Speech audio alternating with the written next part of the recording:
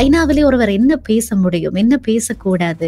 இப்போதெல்லாம் இந்த ஐநாவினுடைய அமர்விலே வாசிக்கப்பட்ட உரைகள் அத்தனையும் 90 வினாடிகளுக்குள் வாசிக்கப்பட வேண்டிய உரைகள். அதுவும் எழுதி கொடுத்து அவர்கள் அப்ரூவ் செய்தால் மாத்திரம்தான் வாசிக்கப்படக்கூடிய உரைகள். அப்படி இருக்க ஒருவர், அதுவும் ஒரு நாட்டினுடைய பாராளுமன்ற உறுப்பினர், ஒரு இனத்தினுடைய பிரதிநிதியாக தன்னை அடையாளப்படுத்துகிறவர் இவ்வாறு பேசுவது எல்லாம் கேலிக்கூத்து இல்லாமல் வேறு என்னவாக இருக்க முடியும்?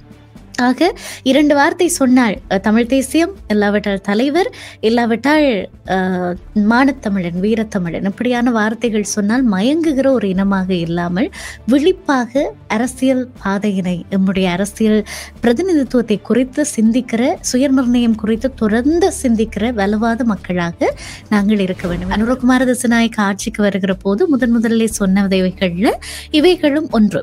இந்த மன்னார் காற்றாலை திட்டத்திற்கு எதிராக அவரே தன்னுடைய கருத்துக்களை பதிவு செய்திருந்தார். அது இந்த நாட்டிற்கு ஒரு சூழலியல் ஆபத்தை கொண்டு வரப்போகிறது, மக்களுக்கு தேவையில்லாத எதுவும் இந்த நாட்டுக்கு தேவையில்லை என்பது போல எல்லாம் அவர் பேசியிருந்தார்.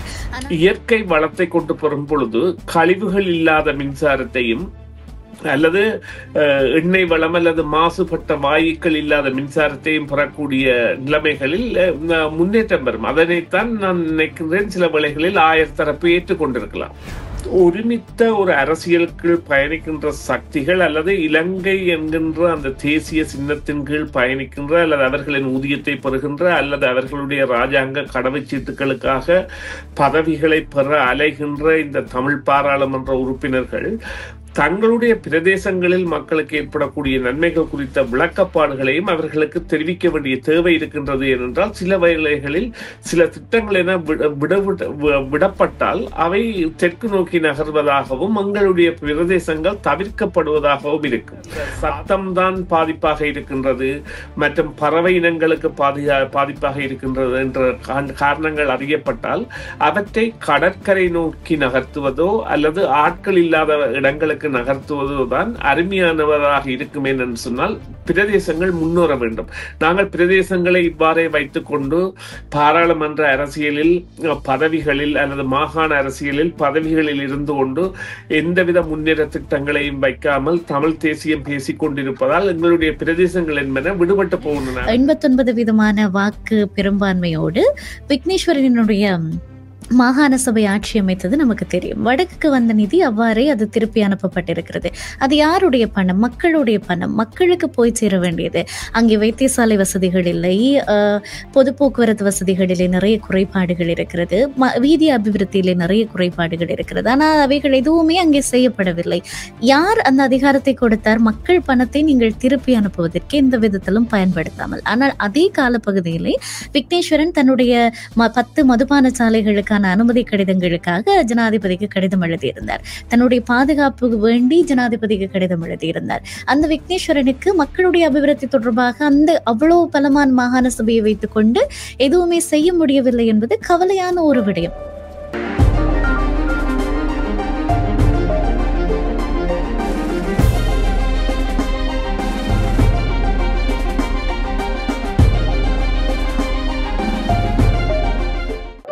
இது வழக்கம் போலவே நாங்கள் சமூக அரசியல் பரப்புகளில் நிகழும் மிக முக்கியமான விடயங்களை பேசுவதற்கான நேரமாக இருக்கிறது. அந்த வகையில் நமக்கு தெரியும், இலங்கையில் நிகழ்ந்து கொண்டிருக்கிற ஒவ்வொரு விதமான போராட்டங்கள் குறித்து நாங்கள் கேள்விப்பட்டிருக்கிறோம். அதிலே மிக முக்கியமானது மன்னாரிலே காற்றாலை அமைப்பதற்கு எதிரான போராட்டம். அதில் இருக்கிற சூழலியல் பாதிப்புகள், அது எவ்வாறு மன்னாரிலே இருக்கிற மக்களை தொடர்ச்சியாக பாதிக்க போகிறது, மன்னாரினுடைய நிலத்தை பாதிக்க போகிறது, அதனுடைய கடல் வளத்தை பாதிக்க போகிறது என்று சொல்லி சூழலியல் ஆய்வாளர்களும் சரி, அந்த பிரதேசத்தினுடைய மக்களும் தொடர்ச்சியாக போராட்டம் நடத்தி வருகிறார்கள்.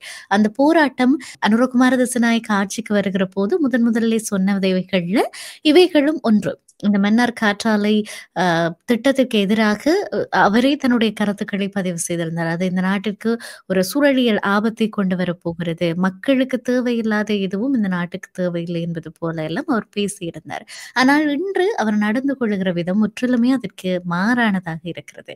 அண்மையிலே தொடர்ச்சியாக இந்த மன்னார் பிரதேசத்தை மீட்கும் பொருட்டு இந்த மக்கள் போராட்டம் நடத்தி வருகிற நேரம் அவர்களுடைய போராட்டம் தடியடி மற்றும் மோசமான முறையிலே விளைச்சுத்தனமான முறையிலே முடக்கப்பட்டிருந்த செய்திகள், புகைப்படங்களை நாங்கள் பார்த்திருப்போம்.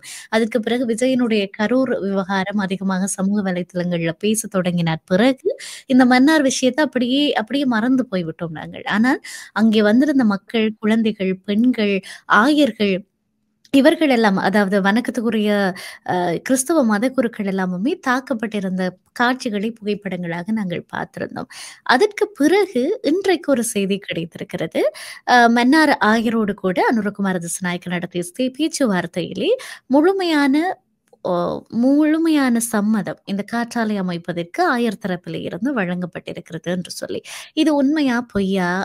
அவ்வாறு இருக்குமாக இருந்தால் இதனுடைய பாதிப்புகள் என்னவாக இருக்கப் போகிறது? எப்படி திடுமென ஒரே இரவிலே அப்படி ஒரு மாற்றம் வந்தது? இவைகள் குறித்து பேசப் போகிறோம். சுரேஷ் தர்மாவை நாங்கள் இணைத்துக் கொள்ளலாம். வணக்கம் தர்மா. வணக்கம் வணக்கம் பிரியா. வணக்கம் நேர்களே. மற்றொரு உரையாடலிலே உங்களை சந்திப்பதில் மகிழ்ச்சி தர்மா. எப்படி அந்த அந்த மிகப்பெரிய ஒரு மாற்றம் வந்தது? காரணம் இந்த இந்த ஆயர்கள், குருக்கள் இவர்கள் தான் மன்னார் பிரதேசத்துக்காக மக்களோடு நின்றவர்கள். இப்பொழுது ஒரே இரவிலே இப்படி ஒரு மாற்றம் நடந்திருப்பது சாத்தியம் தானா? உண்மைதானா? தகவல்களின்படி இது தற்பொழுது நடந்த ஒரு சம்பவமாக இருக்கின்றது. அதனை நாங்கள் செய்திகளை நம்பியே ஆக வேண்டும். செய்திகள் பிழையாக இருந்தால் அது குறித்த விவரங்களை நாங்கள் பின்னர் ஆராய வேண்டும். ஆனால் இந்த திட்டம் என்பது நிச்சயமாக மன்னாருக்கு தேவையான ஒன்று என்பதில் எந்தவித மாற்று கருத்தும் இல்லை. ஆனால் அது அமைக்கப்பட்ட இடங்கள் என்பதுதான் அங்கே ஒரு பேசு பொருளாக்கப்பட்டிருந்தன. குறிப்பாக இந்த பேசாலை போன்ற இடங்களில் ஏற்கனவே அமைக்கப்பட்டவற்றின் பிரதிபலன்கள் அல்லது அவற்றால் ஏற்படும் பாதகங்கள் என்பன மக்கள் மத்தியிலே விசனத்தை ஏற்படுத்தி இருந்தன. இதற்கான காரணம் இந்த காற்றாலை மூலம் பெறப்படுகின்ற மின் என்பது நிச்சயமாக தேவையான ஒன்று என்பதை பலரும் அறிந்திருந்தாலும் அங்கே ஏற்படக்கூடிய அந்த சாதக பாதகங்கள், குறிப்பாக இந்த காற்றாலை மின் பெறப்படும் பொழுது அதன் உயரம் அதிகமாக இருக்கும் பொழுதுதான் அந்த காற்றாலைகள் அவற்றின் பயன்பாட்டை பெற முடியும். அதற்காக சுமார் 150 மீட்டர் உயரம் அளவில் எல்லாம் இந்த காற்றாலை மின் விசிறிகள் அமைக்கப்படுவதும் அவற்றின் இந்த ஒவ்வொரு விசிறிகள் கூட 15 to 20 மீட்டர் வரையான பெரிய அதாவது நீளத்தை கொண்டவையாகவும் இருப்பதால் தான் இந்த 3 இறக்கைகளுடன் அதனை தயாரிக்கக்கூடிய முறை இருக்கின்றது. இது இப்பொழுது இந்தியா, ஜெர்மன் மற்றும் அமெரிக்கா போன்ற இடங்களில் முதன்மையாக செய்யப்படுகின்றது. நேற்று உண்மையிலேயே மாக்காணி அவர்களுடன் நடைபெற்ற பேச்சில் டொனால்ட் ட்ரம்ப் அவர்கள் ஒரு இடத்தில் குறிப்பிட்டிருந்தார், கடந்த பைடன் அரசு கண்ட இடங்களிலும் இந்த டர்பைன்ஸ் அதாவது காற்றாலைகளை அமைத்து விட்டது என்று. அதன் கருத்தியல் என்னவென்று சொன்னால் அது உண்மையிலேயே இங்கே நிலங்கள் கூடிய இடங்களில் அதனுடைய அந்த பாதிப்பு என்பதில்லை. ஆனால் அங்கே மக்கள் நெருக்கமாக இருக்கின்றபடியாலும் மக்களுக்கு அண்மித்த பிரதேசங்களில் அவை கட்டப்பட்டதாலும் அவற்றினுடைய சப்தங்கள் என்பன மக்களுக்கு பிரச்சனை கொடுப்பதாகவும் சூழலியலுக்கு பாதுகாப்பற்றதாக இருப்பார். இப்ப இப்பொழுது அமைக்கப்படுகின்றவை இந்த டெசிபிள் குறைந்தவை, அதாவது டெசிபிள் குறைந்தவை என்று இப்பொழுது நீங்கள் இங்குள்ள இந்த மின்னாக்கிகளே கொடுக்கின்ற சத்தம் என்பது கனடாவில் எல்லாம் அந்த ஒரு சத்தம் அதிகமாக இருந்தால் அந்த சாதனங்களை எல்லாம் விற்க மாட்டார்கள். ஆனால் அவ்வாறான ஒரு நிலையை ஒத்த சாதனங்களை அவர்கள் பயன்படுத்துவார்களாக இருந்தால் நிச்சயமாக இவ்வாறான பிரச்சனைகள் மக்களுக்கான இந்த பிரச்சனைகள் இருக்காது. அதேவேளை இந்த மன்னார் பிரதேசம் என்பது பறவைகள் சரணாலயம், அதாவது பறவைகள் சைப்ரஸ் போன்ற இடங்களில் இருந்தெல்லாம் பறவைகள் தாங்கள் அந்த குளிர்காலத்தில் இடம்பெயர்ந்து மீண்டு போகின்ற வரவுகளை கொண்டவை. அவற்றிற்கெல்லாம் பாதிப்பு ஏற்படுத்துகின்ற செயற்பாடாக இருக்கின்றது என்றால் இவற்றின் இந்த இறக்கைகள் அல்லது இந்த விசிறிகள் பெரிய அளவை கொண்டதாகவும் சில வேளைகளில் அவற்றின் வேகம் என்பது இவைகளுக்கு இந்த அளவிட முடியாதவாகவும் இருக்கும் பறவைகளுக்கு. எனவே அவ்வாறான நிலைமைகளில் இந்த முக்கியமாக அங்கு கருதுகோளாக எடுக்கப்பட்டது குழந்தை பிள்ளைகளுக்கும் பெரியவர்களுக்கும் இந்த சத்தங்களால் நித்திரை தீல் கொள்ள முடியாமல் இருப்பது போன்ற குற்றச்சாட்டுகளோடு அந்த இயந்திரங்கள் காற்றாலை இயந்திரங்கள் நிற்பாட்டப்படுகின்ற பொழுது ஏற்படுகின்ற சத்தமும் ஒரு கனதியான சத்தமாக இருக்கின்றது போன்றவற்றையும் அத்தோடு அங்கே இருந்து எடுக்கப்பட்ட மண் என்பனவெல்லாம் வேறு பிரதேசங்களுக்கு கொண்டு செல்லப்பட்டன என்பவற்றையும் அவர்கள் குறிப்பிட்டிருந்தார்கள். இருந்த பொழுதிலும் இதை பற்றிய ஒரு கற்பியல் ஒன்று தேவை. ஏனென்று சொன்னால் நிச்சயமாக இலங்கைக்கு இந்த மீள் சக்தி மூலம் பெறப்படுகின்ற இதன் பயன்பாடு என்பது நிச்சயமாக தேவை என்று சொன்னால், இலங்கையில் காற்று அதிகம். இலங்கை பெறக்கூடிய காற்று என்பது மிகவும் அதிகமானது. ஆனால் இந்த அமைக்கப்பட வேண்டிய பிரதேசங்கள் ஒன்று கடல்சார் கடற்கரைகளில் சீமெந்து மேடைகளை அமைப்பதாகவும், அல்லது மக்கள் இல்லாத இடங்களில் அமைப்பதாகவும், அல்லது மக்களில் இருந்து தொலைவாக, குறிப்பாக இந்த கனடா அல்லது அமெரிக்கா போன்ற நாடுகளில் இவ்வாறான மின் காற்றாலைகளை அமைப்பதானால் 15 ஏக்கர் நிலத்தை அதற்காக விடுவார்கள் என்றால், அதை இந்த பக்கம் தப்பித்தவரை விழுந்தால் கூட அதனுடைய வீழ்ச்சிக்கு ஏதாவது வீடுகள் அகப்படக்கூடாது மற்றும் பாதிப்புகள் ஏற்படக்கூடாது என்பதற்காக அவ்வாறான நிலப்பரப்பு அளவீடு கணக்கின்படி இந்த விவசாயம் செய்யும் பிரதேசங்களில், குறிப்பாக பாரிய விவசாயங்கள் செய்யும் பிரதேசங்களில் இவ்வாறானவற்றை பொருத்துவார்கள். ஆனால் பேசாலை என்பது ஒரு சிறிய ஒரு பகுதியாக, மன்னார் என்பதே சிறிய வளைகுடா. மன்னார் என்பது ஒரு வளைகுடா. 2 பக்கமும் அல்லது 3 பக்கமும் கடல் உள்ளதாக இருந்தாலும் அந்த தலைமன்னார் பகுதியை தவிர இந்த மற்ற 2 பக்கங்களுக்கும் இடையேயான நிலப்பகுதி என்பதும் ஒரு சில கிலோமீட்டர்களை உடையதாகத்தான் இருக்க முடியும். எனவே அவ்வாறான இடங்களில் இதை எவ்வாறு பொருத்துவது என்பதில் அவர்களுக்கு உடன்பாடு ஏற்பட்டிருக்கலாம். சில வேளைகளில் அதனுடைய விளக்கப்பாடு கொடுக்கப்பட்ட இடத்தில். இப்பொழுது அந்த ஹைட்ரோலிக் அல்லது ஹைட்ரோ எலக்ட்ரிக் என்ற இந்த நீரை கொண்டு மின்சாரம் தயாரிக்கின்றது தான் இலங்கையின் 40% மேலான மின்சார உற்பத்தியாக இருந்தாலும், இந்த சூரிய சக்தியை பாவித்து மின் உற்பத்தி செய்வதும் இந்த காற்றாலைகள் மூலம் மின் உற்பத்தி செய்வதும் நிச்சயமாக தேவை. அதிலும் குறிப்பாக வறட்சி பிரதேசமான மன்னாருக்கு அதன் தேவை என்பது அதிகமாக இருக்கின்றது. அதனை புரிந்து கொள்ளும் பொழுதும், அதே நேரம் அங்குள்ள மக்களின் பாதிப்புகளை உணர்ந்து கொள்ளும் பொழுதும், அதே நேரம் இந்த இயற்கை வளங்களுக்கு, குறிப்பாக மிருகங்களுக்கோ அல்லது பறவைகளுக்கோ பாதுகாப்பற்ற தன்மை இல்லாத நிலைமைகள் தவிர்க்கப்படும் பொழுதும் அது ஏற்புடைய திட்டமாக இருக்கும். அவ்வாறான ஒரு ஏற்புதலுக்கு வந்திருக்கலாம். குறிப்பாக பார்த்தீர்களானால் ஒலி பெருக்கிகளை பாவிப்பது கூட பறவைகளின் முட்டைகளில் இருந்து குஞ்சு பொரிப்பதை தவிர்ப்பதாக உள்ளதால் தான் மேற்குலக நாடுகளில் இந்த ஒலிபெருக்கிகளை கூட இந்த ஸ்பீக்கர்ஸ் பெரிசாக இந்த பாவிப்பதில்லை. ஆனால் இலங்கை போன்ற நாடுகளில் அது ஆலயங்கள், தேவாலயங்கள் மற்றும் பள்ளிவாசல்கள் போன்ற அனைத்து இடங்களிலும் பாவிப்பார்கள். அவ்வாறான சில சமூக மாற்றங்களில் ஒன்றாக இந்த மின்விசிறி இந்த மின்னாலை உற்பத்தியின் பொழுது ஏற்படுகின்ற சத்தம் கூட அமைந்திருக்கிறது காரணமாக இருக்கலாம். ஆனால் அந்த சத்தம் என்பது பெரிய சத்தமாக இருக்காது. குடியிருப்புகள் தூர இருந்தால் அந்த சத்தம் என்பது கேட்காது. ஆனால் நான் நினைக்கின்றேன் இவர்கள் மாதிரிக்காக அமைத்தது அவ்வாறான ஒரு திட்டம் இல்லாமல் பேசாலை பக்கத்தில் அமைத்தபடியால் அந்த பிரச்சனை இருந்திருக்கலாம். ஆனால் சில வேளைகளில் ஆயருக்கு விளங்கப்படுத்தியிருக்கலாம். இந்த சந்திப்பு உண்மையிலே என்ன பொறுத்தவரையில் முன்னரே நடந்திருக்க வேண்டிய சந்திப்பு. ஏன் இவ்வளவு காலம் இந்த சந்திப்பு தவிர்க்கப்பட்டது என்பதுதான் இங்கே முதலாய கேள்வியாக இருக்கின்றது. ஏனென்றால் சூழலியலாளர்களை பொறுத்தவரையில் ஆமாம் பிரச்சனைகள் இருக்கின்றன. ஆனால் ஒரு நாட்டின் அபிவிருத்தி அல்லது ஒரு பிரதேசத்தின் அபிவிருத்தி என்பதை பொறுத்தவரையில் அந்த பிரச்சனைகளை தவிர்த்து இவற்றை எவ்வாறு நகர்த்தி வேறு இடங்களில் வைத்தாவது மின்சாரத்தை பெறுவது என்பது தேவை. என்று சொன்னால் இயற்கை வளத்தை கொண்டு பெறும் பொழுது கழிவுகள் இல்லாத மின்சாரத்தையும் அல்லது எண்ணெய் வளம் அல்லது மாசுபட்ட வாயுக்கள் இல்லாத மின்சாரத்தையும் பெறக்கூடிய நிலைமைகளில் முன்னேற்றம் பெறும். அதனைத்தான் நான் நினைக்கிறேன் சில வேளைகளில் தரப்பு ஏற்றுக்கொண்டிருக்கலாம். நிச்சயமாக அப்படி நடப்பதற்கான வாய்ப்புகள் இருக்கிறதும். ஆனால் மக்கள் ஒரு விடயத்தை எதிர்த்து இல்லாவிட்டால் அவர்கள் தங்களுடைய எதிர்கால சந்ததிகள் பற்றி குறித்த எண்ணத்தோடு சூழலியல் காரணங்களுக்காக அங்கே பார ஊர்திகள்ல இந்த காற்றாலை அமைப்பதற்கான தளபாடங்கள் எல்லாம் வருகிற போது அவர்கள் அதை சவப்பெட்டிகள் வருகிறது அப்படின்றதான் சொன்னார்கள். எங்களை கொண்டு போவதற்கு சவப்பெட்டிகள் வருகிறது என்று. ஆக அதற்கு நிச்சயமாக காரணம் இல்லாமல் இருக்காது. ஆக நீங்கள் சொன்னதுபடி 2 பக்கமுமே பேசுவதற்கு அவர்களுக்கான நியாயங்கள் இருக்கும். ஆனாலுமே ஒரு நாட்டினுடைய பிரஜைகள் தங்களுடைய உயிர் குறித்த கரசனையோடு தமக்கு ஆபத்தானது என்று சொல்லி ஒரு திட்டம் குறித்து சொல்லுகிற போது அவர்களுக்கு பூரணமான விளக்கம் அளிப்பதுதான் சரியானது. ஆனால் அதை விடுத்து அவர்கள் தடியடி மூலமாக அவர்களுடைய போராட்டம் என்பது அடக்கப்பட்டதை குறித்து உங்களுடைய கருத்து என்ன? இதுவரைக்குமே அனுரகுமார திசாநாயக்கா அது குறித்து எந்த கருத்துமே பதிவிடவில்லை. இதை பற்றி நீங்கள் என்ன நினைக்கிறீர்கள்? ஆமா, அது அவர்களுடைய உள்ளக விவகாரங்களில் ஏற்பட்ட முரண்பாடுகள் காரணமாக இவ்வாறான நிலைமைகள் ஏற்பட்டிருக்கின்றன என்பது தெளிவாக இருந்தாலும், நிச்சயமாக இது ஒரு வழிமுறை என்பது இல்லை என்பதில் அறவே யாருக்குமே அந்த கருத்து மாறுபாடு இருக்க முடியாது. அதாவது அகிம்சையை அடாவடித்தனம் மூலம் அடக்குவது என்பது இங்கே நடந்திருக்கின்றது அனுர குமார் நாயக்காவின் ஆட்சியில்.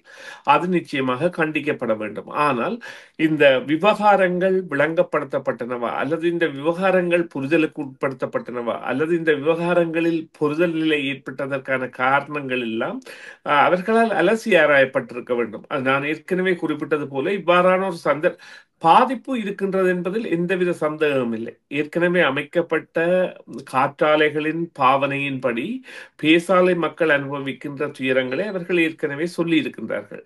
எனவே இதற்கு மாற்று திட்டமாக எவ்வாறான வழிமுறைகள் செய்யப்படலாம், அல்லது எவ்வாறான திட்டங்களை செய்யலாம் என்பதை பேசி கதைப்பதற்கான தலைமைகள் அடையாளம் காணப்படாதது ஒரு சில வழிகளில் தவிர்க்க முடியாத இந்த நிலைமைக்கு இட்டு சென்றிருக்கலாம். இருந்த பொழுதிலும் இந்த போராட்டத்தை இவ்வாறு நசுக்குவது என்பதை யாராலுமே அனுமதிக்க முடியாது அல்லது ஆதரிக்க முடியாது. இங்கே இருக்கின்ற விடயம் ஒன்று இருக்கின்றது என்னவென்று சொன்னால், சகல விடயங்களையும் பொருளாதார விருத்திகளையும் நாங்கள் தவிர்த்து செல்வது அல்லது அந்த திட்டங்களை வேறு இடங்களுக்கு நிகழ்த்தி செல்வது என்பது கூட ஆபத்துக்களில் முடியக்கூடிய செயற்பாடுகள் இருக்கின்றன. குறிப்பாக வடக்கு கிழக்கு மாகாணங்களில் இவ்வாறான நிலைமை ஏற்கனவே பல முறை கண்டறியப்பட்டது. அது பாராளுமன்ற உறுப்பினராக இருக்கலாம், அல்லது மாவட்ட அல்லது மாகாண சபை முதல்வர்களாக இருக்கலாம். உலக வங்கி ஒரு திட்டத்தை கொண்டு வந்த பொழுது அப்பொழுது வடக்கு மாகாணத்தின் முதல்வராக இருந்தவரே அதனை தனதொரு தனிப்பட்ட தேவைக்காக தவிர்த்தது என்பது பல கோடி ரூபாய் முதலீடுகளை அங்கிருந்து அகற்றி சென்றது. அந்த விக்னேஸ்வரன் என்கின்ற ஒருவர் அரசியல்வாதியாக இருந்து இப்பொழுது ஓய்வு பெற்று இருக்கிறார். அந்த மதுபான சாலை அந்த விண்ணப்பங்கள் தொடர்பான விவகாரங்களில் கூட அவருடைய பெயர் வந்திருந்தது.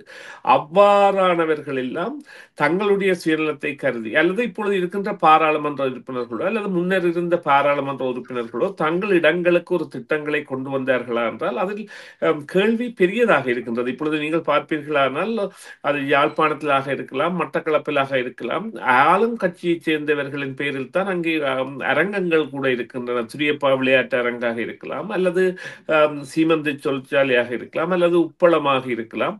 அவற்றின் வளர்ச்சிக்கான முயற்சிகள் எல்லாம் சில வேளைகளில் அங்கே மக்கள் விருத்திக்கான தேவையாக இருக்கின்றது என்று சொன்னால், ஒருமித்த ஒரு அரசியலுக்கு பயணிக்கின்ற சக்திகள் அல்லது இலங்கை என்கின்ற அந்த தேசிய சின்னத்தின் கீழ் பயணிக்கின்ற அல்லது அவர்களின் ஊதியத்தை பெறுகின்ற அல்லது அவர்களுடைய ராஜாங்க கடவுச்சீட்டுகளுக்காக பதவிகளை பெற அலைகின்ற இந்த தமிழ் பாராளுமன்ற உறுப்பினர்கள் தங்களுடைய பிரதேசங்களில் மக்களுக்கு ஏற்படக்கூடிய நன்மைகள் குறித்த விளக்கப்பாடுகளையும் அவர்களுக்கு தெரிவிக்க வேண்டிய தேவை இருக்கின்றது. ஏனென்றால் சில வேளைகளில் சில திட்டங்கள் என விடப்பட்டால் அவை தெற்கு நோக்கி நகர்வதாகவும் எங்களுடைய பிரதேசங்கள் தவிர்க்கப்படுவதாகவும் இருக்கும்.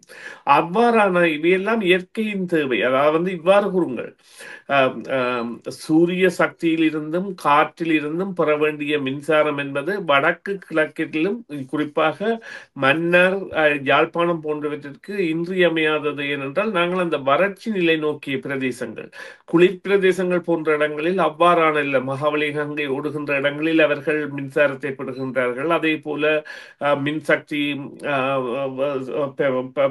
பயன்பாட்டையும் அதாவது சூரிய சக்தி மின்னாலைகளையும் பல இடங்களிலும் பல வீடுகள் மாதிரிகள் அமைக்கின்றார்கள். அதே போன்ற திட்டத்தில் ஒன்றாக இது அமையலாம் என்பதை அவர்கள் விளங்கப்படுத்த வேண்டும். என்று சொன்னால் முதலாவது நாடுகளாக இந்த திட்டங்களை பாவிப்பது, காற்றாலைகளை பாவிப்பது யார் என்றால் இந்தியா, அமெரிக்கா, ஜெர்மனி, பிரேசில் போன்றவை. அதுவும் இந்தியாவிலே இந்த அரோவில் என்று ஒரு மாதிரி ஒரு அனைவரும் ஒன்று சேர்ந்திருக்கின்ற ஒரு கிராமம் ஒன்று தமிழ் நாட்டில் ஆரோவில். அந்த ஆரோவில்லில் தான் இந்த திட்டம் 86களிலே கொண்டு வரப்பட்டு இப்பொழுது அது பலத்த வெற்றிகரமானதாக கண்டறியப்பட்டு இப்பொழுது உலகிலேயே மிகப்பெரிய மின் காற்றாலை என்பது, எனக்கு அந்த இடத்தின் பெயர் சரியாக நினைவரவில்லை, குஜராத்தில் கடாவாவோ அல்லது கடாவா என்கின்ற ஒரு இடத்தில் அவ்வாறான ஒரு திட்டம் அமைக்கப்படுகின்றது. அதுதான் உலகத்திலேயே பெரிய இந்த இவ்வாறான மின் உற்பத்தி பிரதேசமாக இருக்க போகின்றது. அதன் மூலம் அங்கே உள்ள தொழிற்சாலைகளுக்கும் வீடுகளுக்கும் மின் என்பது கொடுக்கப்பட போகின்றது.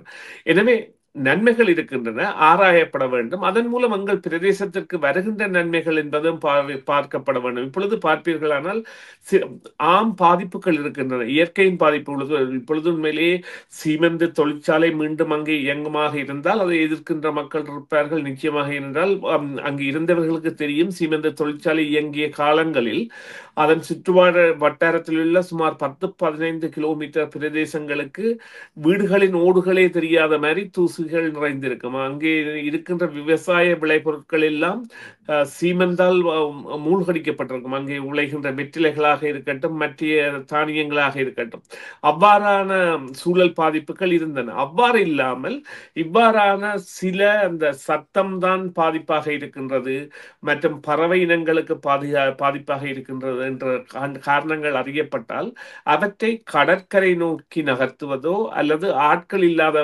இடங்களுக்கு நகர்த்துவதோ தான் அருமையானவராக இருக்குமே என்று சொன்னால் பிரதேசங்கள் முன்னேற வேண்டும். நாங்கள் பிரதேசங்களை இவ்வாறே வைத்துக் கொண்டு பாராளுமன்ற அரசியலில் பதவிகளில் அல்லது மாகாண அரசியலில் பதவிகளில் இருந்து கொண்டு எந்தவித முன்னேற்ற திட்டங்களையும் வைக்காமல் தமிழ் தேசியம் பேசிக் கொண்டிருப்பதால் எங்களுடைய பிரதேசங்கள் என்பன விடுபட்டு போகின்றன. அவர்கள் சம்பளம் பெறுவதாக இருக்கட்டும் அல்லது பாவிப்பதாக இருக்கட்டும் அல்லது பதவி பிரபலமாக இருக்கட்டும் அல்லது வாழ்வியல் என்பதற்கான வரையறை இலங்கை என்கின்ற திட்டத்திற்குள் செல்கின்ற பொழுது இவ்வாறான திட்டங்களை ஏற்பது என்பது சாலச் சிறந்தது. நிச்சயமாக நீங்கள் சொன்ன நிறைய விடயங்களை நீங்கள் தொட்டு காட்டியிருந்தீர்கள். அதில் நிறைய ஆழமான விஷயங்கள் இருந்தது. இந்த சூழலியல் காரணங்களை பொறுத்தவரைக்கும் இதில் உண்மையிலுமே என்ன சூழலியல் காரணங்களினால அந்த மக்கள் எதிர்ப்பை காண்பிக்கிறார்களோ அது எவ்வளவு தூரம் நியாயமானதோ அது கருத்தில் எடுக்கப்பட வேண்டும். அதே நேரம் அபிவிருத்தியா இல்லாவிட்டால் மக்களினுடைய வாழ்க்கையா உயிரா என்று வருகிற பொழுது நிச்சயமாக மக்கள் தான், அதற்கு பிறகுதான் எந்த விதமான அபிவிருத்தியுமே.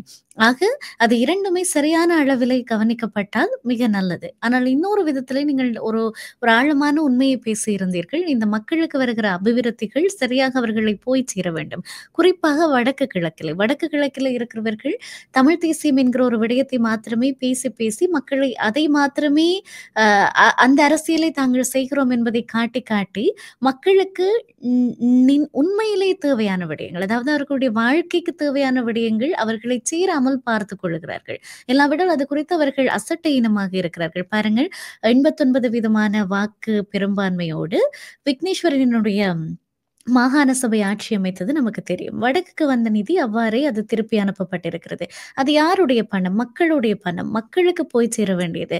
அங்கே வைத்தியசாலை வசதிகள் இல்லை, பொது போக்குவரத்து வசதிகளிலே நிறைய குறைபாடுகள் இருக்கிறது, வீதி அபிவிருத்தியிலே நிறைய குறைபாடுகள் இருக்கிறது. ஆனால் அவைகள் எதுவுமே அங்கே செய்யப்படவில்லை.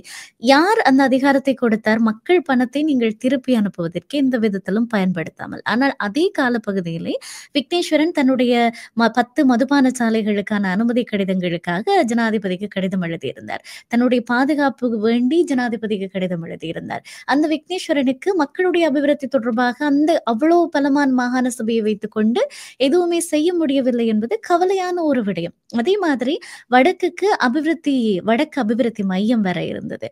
அது வவுனியாவிலே அமைக்க முதலில் ஏற்பாடு செய்யப்பட்டிருந்தது. பின்னர் அதப்படி நீங்க வவுனியாவுக்கு கொடுப்பீங்க, கிளிநொச்சியில தானே அது வர வேணும் என்று சொல்லி நமக்குள்ளேயே நாங்கள் அடித்துக் கொண்டதுனாலே அது கிளிநொச்சி என்று பேசப்பட்டு அதப்படி நீங்க கிளிநொச்சியை கொடுப்பீங்க, நீங்க யாழ்ப்பாணத்தை தானே கொடுத்திருக்கோம் திருப்ப நாங்க பேசி கடைசியாக அந்த மையம் நம்முடைய கையை விட்டு போய்விட்டது. ஆக இங்கே யார் சிந்திக்க வேண்டியவர்கள்? தமிழ் தேசிய அரசியல் என்பது நமக்கு மிக மிக முக்கியமானது. அதுதான் நம்மளுடைய அடித்தளம். ஆனால் அதே வேளையிலே வடக்கிலே நம்மளுடைய பிள்ளைகளினுடைய கல்வி நிலை எப்படி இருக்கிறது, அவர்களுடைய மதுபாவனை போதைப்பொருள் வஸ்து பாவனையிலே அவர்கள் எங்கே நிற்கிறார்கள், பிள்ளை பிறப்பு வீதம் எவ்வளவு இருக்கிறது, இதை குறித்து யார் சிந்திக்க போகிறார்கள்? எந்த அளவுக்கு நமக்கு தமிழ் தேசிய அரசியல் முக்கியமோ அதே அளவுக்கு இப்பொழுது வடக்கினுடைய நிலை என்பது மிக மிக முக்கியமானது. ஆக அங்கே இருக்கக்கூடிய அரசியல் தலைமைகள் இதை குறித்து சிந்திக்க வேண்டும். பொறுப்புணர்வோடு செயற்பட வேண்டும். அதிகம் இதை குறித்து யாருமே பேசுவதில்லை என்பது கவலையான ஒரு விடயமும் கூட இல்லையா? நிச்சயமாக இப்ப நீங்கள் குறிப்பிட்ட விடயத்தில் ஒன்றை தொட்டு செல்ல வேண்டும். இந்த ஒதுக்கப்பட்ட பணங்கள் திருப்பி அனுப்பப்பட்ட பட்டியலை பார்த்தீர்களானால் பாராளுமன்றத்திற்கான நிதி ஒதுக்கீடுகள் இடம்பெறுகின்ற பொழுது அவை பாவிக்கப்படாமல் திருப்பி அனுப்பப்பட்டதும் இவ்வாறான மாகாண சபைக்காக தான் விரும்புகின்ற அல்லது தனது மருகரான அல்லது தனக்கு வேண்டிய ஒருவரை தனது இந்த திட்டத்திற்கான பணிப்பாளராக போடுவதற்கான விண்ணப்பத்தை கொடுத்த பொழுது உலக வங்கி அதற்கு மறுத்து விட்டது என்று அது கன்ஃப்ளிக்ட் ஆஃப் இன்ட்ரெஸ்ட். அப்பொழுது அவ்வாறான நிலையில் அதாவது ஒரு உள்ளக முரண்பாடு, அவ்வாறான முரண்பாட்டை அது அடையாளம் காட்டி மறுத்த பொழுது அந்த திட்டம் என்பது கைவிடப்பட்டது. அதை விட நீங்கள் ஒன்றை கவனிக்க வேண்டும். அந்த தமிழ் தேசியத்தின் மீது பயணிப்பது என்பது மிகவும் இலகுவானது என்பதை இப்பொழுது வடக்கில் உள்ள அரசியல்வாதிகள் முழுவதுமே அறிந்து வைத்திருக்கின்றார்கள். அவர்கள் அதனை சாதகமாக பாவிக்கின்றார்கள். அது கவலைக்குரியது. ஆனால் இவ்வாறான திட்டங்கள் மக்களுக்கான அபிவிருத்திகள் என்பன மேற்கொள்ளப்படாமல் அந்த பகுதிகள் அவ்வாறே பின்தங்கி இருந்தால் மற்ற இடங்கள் பலமாக முன்னேறி நாங்கள் கற்கால நிலையுள்ள சமுதாயமாகவே மாறிவிடக்கூடிய சாத்தியக்கூறுகள் இருக்கின்றன என்றால் திட்டங்கள் முழுக்க வேறு இடங்களுக்கு செல்வதாகவும் அமையக்கூடிய சாத்தியக்கூறுகள். எனவே இந்த திட்டத்தில் ஒரே ஒரு புரட்சிகரமான விடயத்தை நான் பார்க்கக்கூடியதாக இருந்தது என்னென்றால் அந்த பிரதேசங்களின் மீது ஆர்வம் கொண்டவர்களும் சமூகவியலாளர்களும் ஊடகவியலாளர்களும் இந்த திட்டம் தேவை என்பதை ஆரோக்கியமாக தெரிவித்ததை காணக்கூடியதாக இருந்தது. இது ஒரு மாற்றம். இந்த மாற்றம் நிச்சயமாக இனிவரும் காலங்களிலும் இடம்பெற வேண்டும். குறிப்பாக ஒரு கிரிக்கெட் மைதானம் வரப்போகின்றது என்றால் இன்றைய உல்லாச பயணிகளை எடுத்து பாருங்கள். கிரிக்கெட் மைதானம் வருகிறதால் அங்கே வரப்போகின்ற மக்களின் தொகை என்பது அதிகரிக்கப் போகின்றது. அங்கே விளையாட்டின் தன்மை என்பது பெருக போகின்றது. இல்லை எங்களுக்கு இப்பொழுது கிரிக்கெட் மைதானம் தேவையில்லை என்று சொல்லி இதை 50 வருடங்களுக்கு முன் அதாவது 1960களின் கடைசியில் அங்கே நன்னீர் நீர் திட்டம் கொண்டு வருவதற்காக குழாய்கள் கூட கொண்டு வந்து போடப்பட்டு ஊரிக்காடு யக்கச்சி போன்ற பிரதேசங்களில் இந்த நீர்நிலை வருவதற்கான திட்டங்கள் எல்லாம் கொண்டு வந்து அந்த குழாய்கள் இப்பொழுது கூட சில இடங்களில் இருக்கலாம். பாரிய சீமெந்த குழாய்களை கொண்டு வந்து அதை நிறைவேற்ற முயன்றார்கள். ஆனால் அவையெல்லாம் இல்லாமல் போய்விட்டது. இவ்வாறு நாங்கள் இனி 50 ஆண்டுகள் கழித்து வேறு ஒருவர் இந்த விடயத்தை பேசுவதை தவிர அவ்வாறான திட்டங்களை பரிசீலிப்பதில் எந்தவித இதுவும் இல்லை. அதாவது நன்மையானவையாக இருந்தால் ஏற்றுக்கொள்வதில் எந்தவித தயக்கம். குறிப்பாக நாங்கள் உதாரணத்துக்கு எடுத்த விடயங்கள் எல்லாம் ஒரு உண்மையை தொட்டு செல்கின்றன.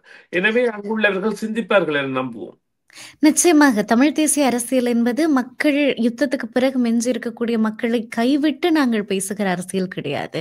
நாங்கள் அதற்கு முன்னம் இருந்ததையும் பேசுகிறோம், இப்போது இருக்கிறவர்களையும் இணைத்துத்தான் பேசுகிறோம். ஆக யுத்தத்துக்கு பிறகு வடக்கையும் கிழக்கையும் கட்டி எழுப்புவதுதான் எங்களுடைய தலையாய கடமை. அது தமிழ் தேசிய அரசியலுக்குள்ளே அதை கட்டி எழுப்புகிற அந்த பெரும் பணியும் அடங்கும் என்பதை நாங்கள் பல நேரங்களில் மறந்து போய்விடுகிறோம். துக்ககரமான விடயம் என்னவென்றால் எங்கள் மக்களை திசை திருப்புவதற்கு அது எந்த அபிவிருத்தி திட்டம் வந்தாலும் அதுக்கு ஒரு அமைச்சருக்கோ ஒரு அரசியல்வாதிக்கோ அரசியல் காழ்ப்பு இருக்கிறது என்று வைத்துக் கொள்ளுங்களேன். டக்குண்டு ஒரு வார்த்தையை தூக்கி வீசி விடுவார்கள். இவர்கள் இன துரோகிகள், இல்லாவிட்டால் இவர்கள் தமிழ் தேசிய அரசியலுக்கு எதிரானவர்கள், இல்லாவிட்டால் இவங்க 2 வார்த்தைகள் 3 வார்த்தைகள் வைத்திருப்பார்கள் அக்மாக்காக. அந்த 2-3 வார்த்தைகளை தூக்கி எறிந்து அவர்களை கொச்சைப்படுத்தி அந்த திட்டம் நமக்கு வராமலேயே ஆக்கி விடுவார்கள் என்பது மிக வேதனையான விடயம். பாருங்கள், அமைச்சர் ராமநாதன் அர்ச்சுனாவினுடைய பாராளுமன்ற உறுப்பினர் ராமநாதன் அர்ச்சுனா அவர்களினுடைய மிக நீண்ட நாட்கள் ஆகிவிட்டது நான் அவருடைய பேரை பேசி என்று நினைக்கிறேன். காரணம் அவ்வளவு துக்ககரமாக இருக்கிறது. ஒரு சமூகம் எதை நோக்கி நகருகிறது? இதுவரைக்கும் இன விடுதலை, அதனுடைய அரசியல் வேட்கை, அதற்காக நிறைய அர்ப்பணிப்புகள், ஒரு அரசியல் சாணக்கியம், இப்படியெல்லாம் வந்த ஒரு இனம் இன்றைக்கு ஒரு கோமாளித்தனமாக சமூக வலைத்தளங்கள்ல பார்க்க கிடைக்கிற பொழுது மிக வேதனையாக இருக்கிறது. நாங்கள் எதை பேச வேண்டுமோ அதை தவிர்த்து எது தேவையே இல்லையோ அதற்கு மிக முக்கியத்துவம் கொடுத்து கொண்டிருக்கிறோம். அதற்கு கீழே போய் இன்னும் பலர் ஃபயர் விட்டு கொண்டிருக்கிறார்கள் என்பது இன்னும் துக்கம் நோக்கமான விடயம். அதற்போக அண்மையில அவருடைய ஒரு காணொளி வெளியாகி இருந்தது. ஐநாவிலே அவர் என்ன பேசினார் என்று சொல்லி, நோ பார்க்கிங்லே காரை பார்க் செய்து அதற்கு வாங்கிய டிக்கெட்டை போய் இந்த ஸ்கூல்ல எல்லாம் நாங்க வந்து யாராவது அடிச்சுட்டா பிரின்சிபல்ட்ட போய் சொல்லுவோம் தானே, டீச்சர்ன்னு அடிச்சுட்டாங்க அப்படின்னு. அந்த மாதிரி ஐநாவிலே தன்னுடைய சொந்த பிரச்சனைகள் குறித்து முறைப்பாடு செய்ததாக சொல்லியிருந்தார். உண்மையிலுமே ஐநாவிலே ஒருவர் என்ன பேச முடியும், என்ன பேசக்கூடாது? இப்போதெல்லாம் இந்த ஐநாவினுடைய அமர்விலே வாசிக்கப்பட்ட உரைகள் அத்தனையும் 90 வினாடிகளுக்குள் வாசிக்கப்பட வேண்டிய உரைகள். அதுவும் எழுதி கொடுத்தவர்கள் அப்ரூவ் செய்தால் மாத்திரம்தான் வாசிக்கப்படக்கூடிய உரைகள். அப்படி இருக்க ஒருவர், அதுவும் ஒரு நாட்டினுடைய பாராளுமன்ற உறுப்பினர், ஒரு இனத்தினுடைய பிரதிநிதியாக தன்னை அடையாளப்படுத்துகிறவர் இவ்வாறு பேசுவது எல்லாம் கேலிக்கூத்து இல்லாமல் வேறு என்னவாக இருக்க முடியும்?